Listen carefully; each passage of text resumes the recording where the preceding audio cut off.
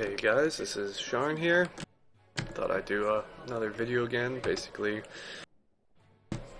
teaching some lessons, showing what I'm thinking in between, moments of this battle. This is a battle I had the other day. It was a pretty good one. The reason why I showed this one is because, this not only does this count as a win, but it shows that how, when you play well and you make good decisions, how just the little things can kind of, even in close battles, get you a win.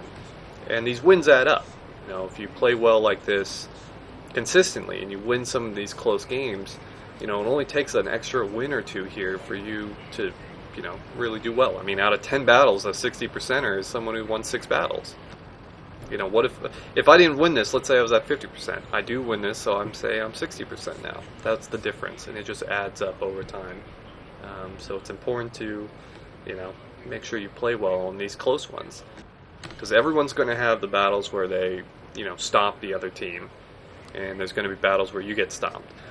It's these in-between ones that could go any which way that are really the important ones to win.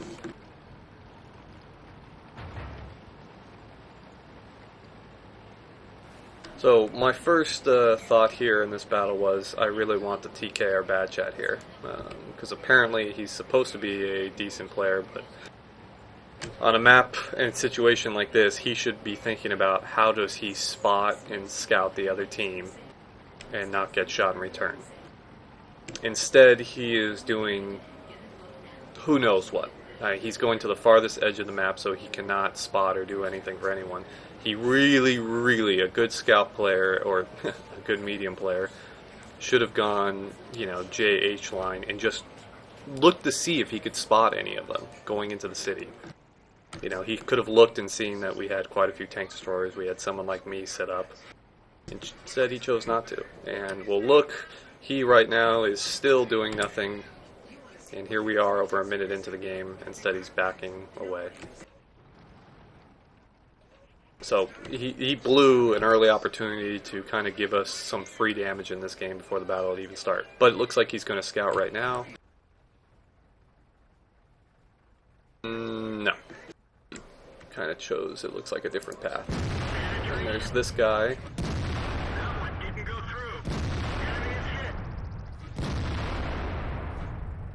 Speed this up a little.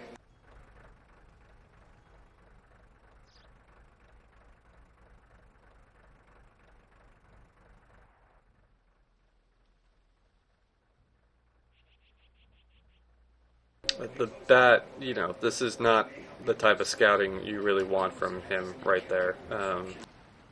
He could have spotted all of these guys as they were going into the city. Instead, he chose not to. Now he's playing a peekaboo game where he's not sitting in a bush. He keeps moving back and forth. Once again, you're thinking this guy seems to be a good player, but nope. He's spotted and instantly vaporized.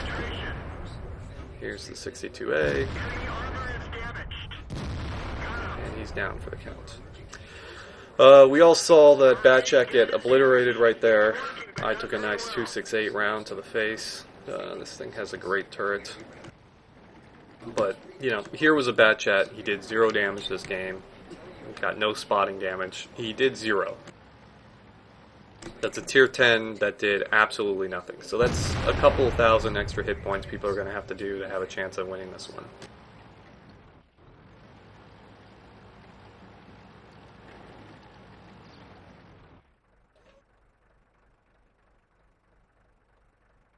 That's one of the fun things about this tank is determining when you need to clip. Because on one hand, it is always nice to have, all those extra rounds. On the other hand, if they rush you, or who knows, you can get an extra 2 shots in on someone. I chose to delay that clip probably too long. I wasn't aware of what the situation was going on, and I should have clipped immediately. So I blew probably about 10 or 15 seconds. I'm working with my partner here, and we know this guy is, down here waiting to be made an example of. The problem is right now is I see that the city's going to have problems. They shouldn't, because we have a lot of tier 10s and we're fighting around corners.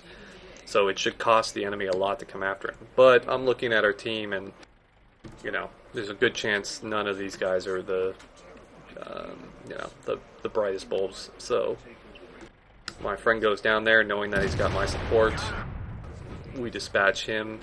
That allows us to now free this open so I can kind of move around and not have to worry about the enemy. So, looking at the city, swap this for a second, it looks like they're going to need help. It looks like they're getting overwhelmed and they'll eventually be carved up. But if I go directly up into the city, I'm likely going to be carved up. It's going to take me a while to climb up that hill, and then I'll likely be dead anyways, because they'll all be dead. Just with 5 rounds on autoloader, there's no chance I can withstand all of that. So I weighed my options and I said, I'm better off working with my partner here and just defending the cap area, putting some distance between me and the enemy. Now our mouse obviously is another great player, and he's now just waking up. It wouldn't surprise me if he's a bot. I mean, it is possible, but he's now waking up and looking at nothing. But I plan on using this this bad player as basically a shield. He can go forward and absorb all the hits, and I'll make sure I'll do the damage and make him look good. But you know, the main thing is I have to keep some sort of distance between me and the enemy.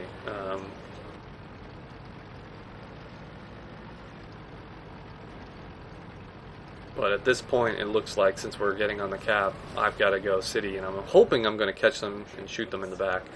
Now, this lucky 100 player, I mean, he found himself in the absolute best possible spot.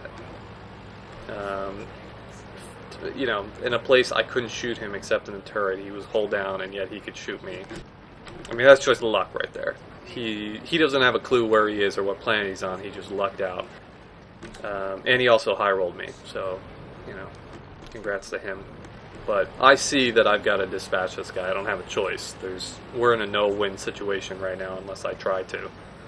He could just shoot me in the turret and off me, so I'm a little worried. Look at that reaction time. If he, you know, looking at XVM, if he had been a better player, I would have known I was screwed up. But seeing his stats right there, and then seeing his reaction time, I mean, it was clear that I certainly had some sort of advantage on him. And then he shoots me in the in the body, and we all know what that means, you know. I'm not going to let him walk away. I decided to clip right there because I know where all the enemy is. They're back at base.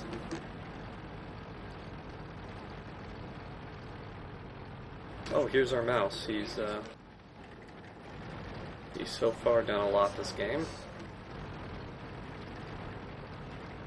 Once again, my goal now is just let him go out like a spotter and just help vaporize whatever he spots.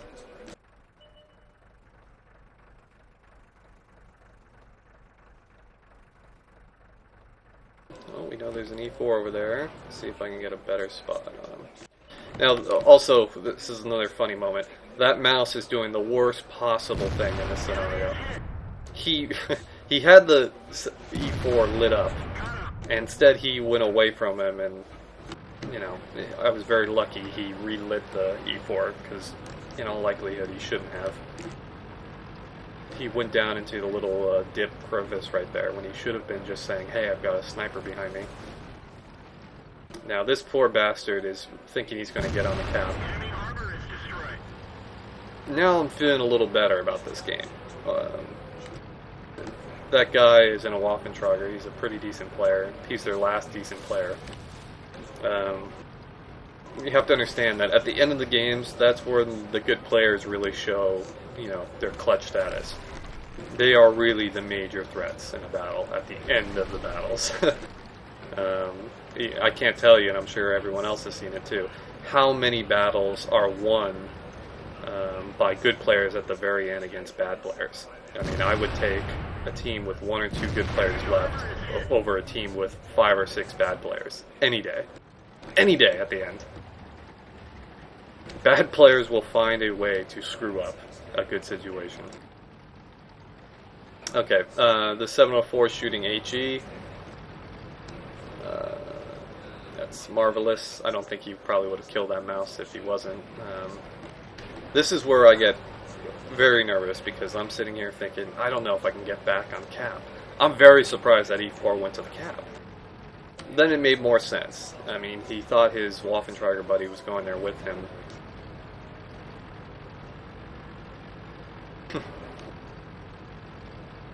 I got some good comments now that people are, you don't know what you're doing. Yeah, I guess I don't. By the way, everyone, this is called a smart move by clipping with gold. I haven't used gold at all this game, but when I know the shot has to go through and count, you gotta believe I'm loading gold, okay? So, I'm really worried that, I'm one shot. He somehow pokes out to allow me to shoot him. I'm scared because, he's an E4, and I have to rush that shot, and by a miracle I do pen him.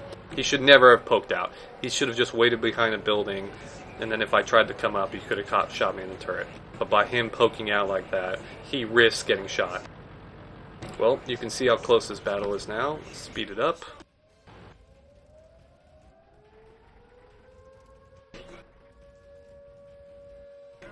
That one guy, Clint, is nice enough to say fail to me, thinking that I screwed up.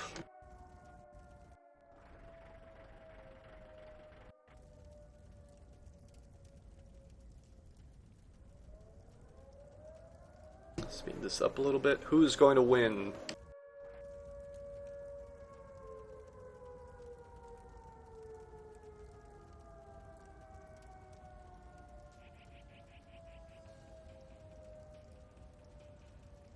You can see how close this is. Normally, if I remember correctly, it takes only 3 seconds for it to be a draw. So if you have like 3.5 though, which is about what we had, or like 5.5 or something like that, it's a win, and we got a win. So